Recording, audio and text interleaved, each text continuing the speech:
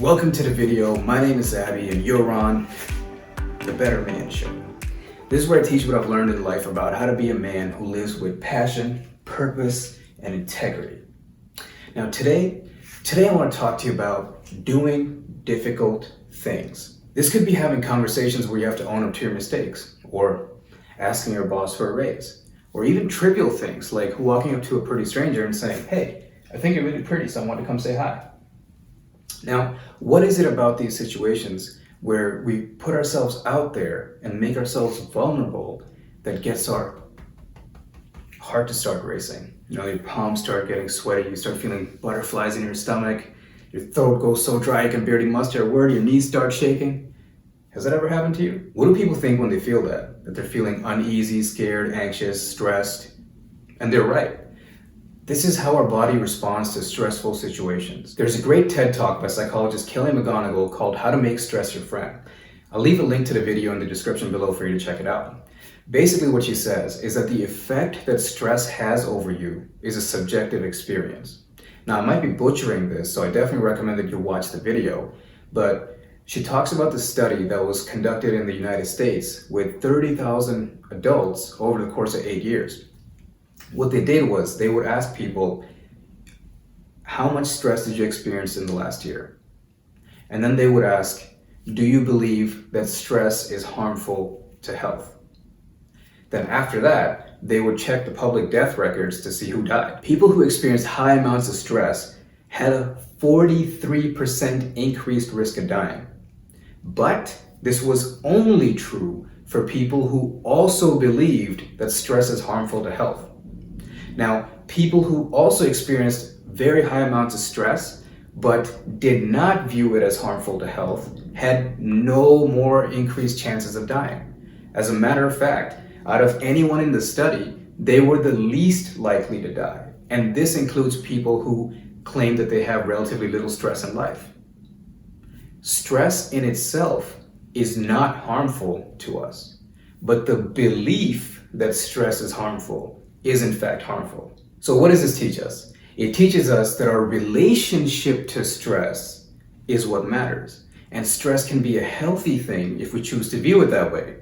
So let's go back to the examples that I mentioned at the beginning of this video. Let's say you have to own up to your mistakes or ask your boss for a raise. Well, you're probably going to prepare for that conversation in advance, right? To make sure things go smoothly. You're going to have a solid list of arguments that build a strong case for yourself and then proceed with that conversation. Now, why is that? It's because you know that this situation matters. It means something. It's why you get the sweaty palms, the dry throat, feeling a little bit of stress and anxiety, and the butterflies in your stomach. And if we take the approaching pretty strangers example, the stress that guys feel before approaching women is commonly referred to as approach anxiety. Now, the reason we feel that is because we know that event means something, or at least has the capacity.